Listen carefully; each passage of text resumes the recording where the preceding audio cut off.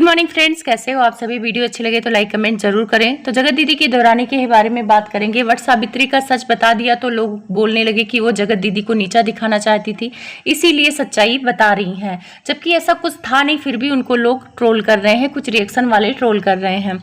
कल एक पैनल चल रहा था समाज सेविका का, आपको पता ही है किसके बारे में मैं बात कर रही हूँ। तो उनके पैनल पर देवरानी को बार बार बुलाया जा रहा था कि आप आके जवाब दीजिए, जवाब दीजिए। उस पैनल को देवरानी ने ज्वाइन किया था और बहुत ही समझदारी से कुछ पॉइंट अपने रखे और अपने सवालों का जवाब दिया, बिना किसी का नाम लिए, बिना किसी को ब्लेम किए हुए। इसको कहते हैं समझदारी। तो वहाँ पे सबसे पहला सवाल ये पूछा गया था वट सावित्री को लेकर कि आपने ऐसा क्यों कहा। तो वहाँ पे उन्होंने क्लियर कर दिया कि मेरे ससुराल में मेरी सास नहीं रहती, क्योंकि उस टाइम पे खंडित था। लेकिन 15 साल पहले जब ये सही हो गया तो मेरी सास तो नहीं रहती, लेकिन मेरे मायके में सब कोई रहता था, मेरा मन था, तो मैंने 3-4 साल पहले उठा लिया।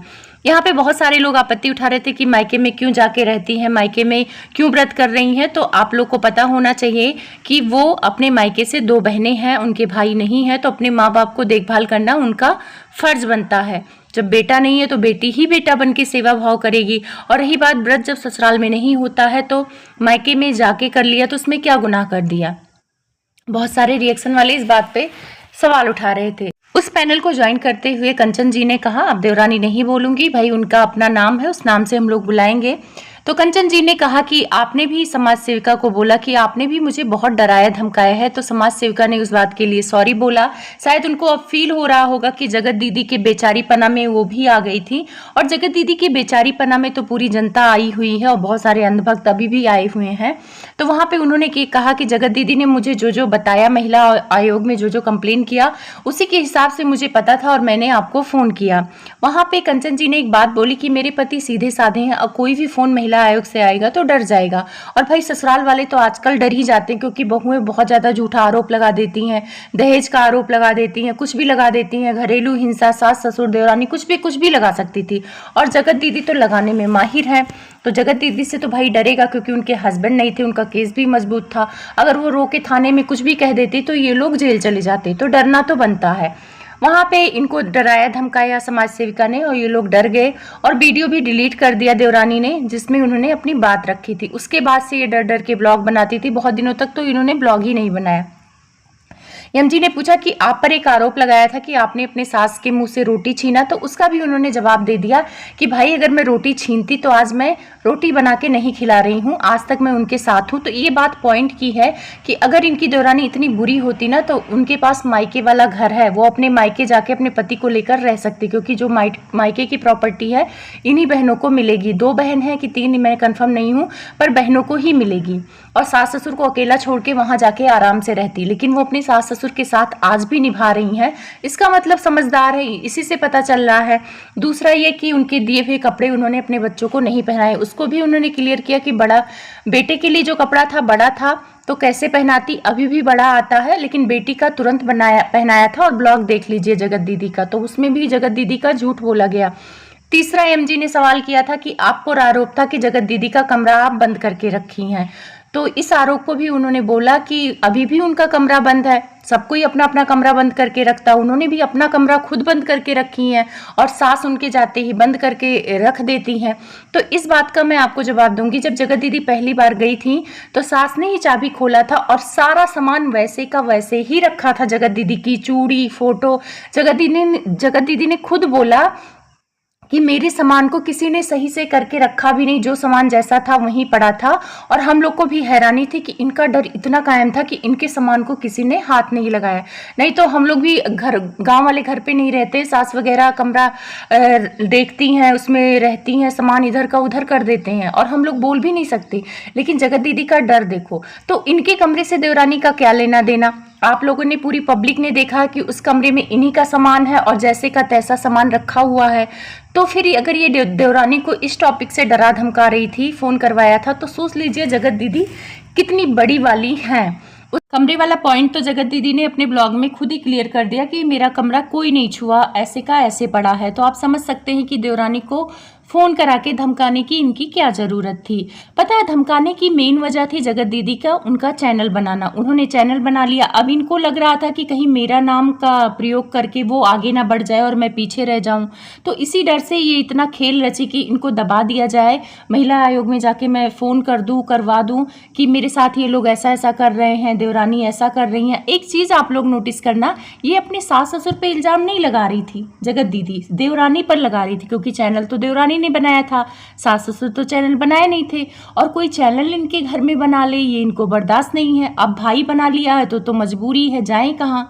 और भाई के लिए भी ये जगत भैया को बोल चुकी हैं कि वो चैनल बना रहा है, उसको रोको कि चैनल ना बनाए। एक घर में 2 ब्लॉगिंग होंगे तो कैसे मेरा कंटेंट चलेगा। जेसिका ने भी बताया था कि एक डांस का जो था उनकी बेटी ने कर लिया था, उसके लिए इन्होंने लड़ाई कर ली कि वो डांस मैं करने वाली थी, तुम कैसे कर ली। तो जगत दीदी में मैं की जो भावना है ना, वो मैं की भावना की वजह से ये लोगों को नीचा दिखाती हैं, धमकाती हैं।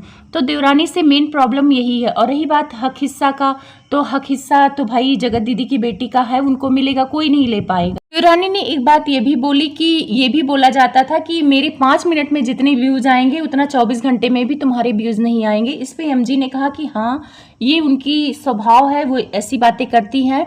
उन्होंने खुद ही रिकॉर्डिंग में बोला है कि मैं अपने पति के, मरे हुए पति की अगर फोटो लगा दूँ ना तो लाखों व्यूज़ आ जाएंगे, लाखों रुपए कमा लूँगी। तो भाई एमजी ने सुना होगा और ये जगत भैया से ही बोला होगा, क्योंकि जगत भैया भी खुलासा करते समय बोला था कि ये मुझसे पूछती थी कि आज अपने पति का फोटो कैसे लगाना है, कैसे व्यूज़ लेना है। तो ये सारी चीज़ें जगत दीदी करती थी। तो जगत दीदी के अंधभक्तों को पता नहीं क्यों चीज़ें समझ में नहीं आ रहा है। वो सबूत मांगते हैं हम लोगों से कि आप लोग के पास क्या सबूत है। तो सबसे बड़ा सबूत यही है कि आप जगत दीदी से जाके सबूत मांगिए कि जगत भैया इतने सारे इल्ज़ाम लगाए तो आप क्यों नहीं आई सामने, प्रूफ के साथ आप सबूत दो कि आप सही हैं। कंचन जी से एक सवाल और किया गया कि जब जगत दीदी फरवरी में गई थी तो उन्होंने आपके साथ ब्लॉग डाला था, उसमें बहुत अच्छे से दिखाया था कि आप दोनों बहुत खुश हैं, उसका क्या है? आपको ज़बरदस्ती उन्होंने ब्लॉग में लिया था या ऐसा कुछ हुआ था? तो उस बात को भी उन्होंने क्लियर किया कि ज़बरदस्ती का तो मैं नहीं कहूँगी, मैं हंस बोल रही थी, भाई घर आई थी तो मुझे भी खुशी थी, लेकिन हाँ मैंने ब्लॉग बनाने से मना किया था, लेकिन वो नहीं मानी तो उनकी मर्जी, उन्होंने ब्लॉग डाला।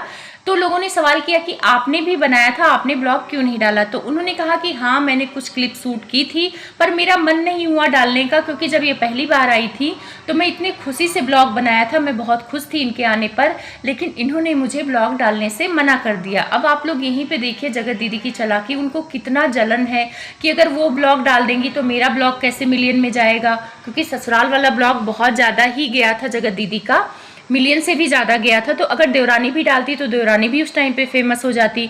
और देवरानी ने एक बात क्लियर कर दिया कि मैंने कभी इनके नाम का प्रयोग करके फेमस होने की कोशिश नहीं की, मैंने अपना खुद का कंटेंट बनाया और बहुत ज़्यादा मैं एक्टिव नहीं रह पाई। और एक्टिव कैसे रहती देवरानी को वाईटी से हटाने के लिए ही जगत दीदी ने महिला आयोग का सहारा लिया, झूठी झूठी खबर फैलाई देवरानी के बारे में।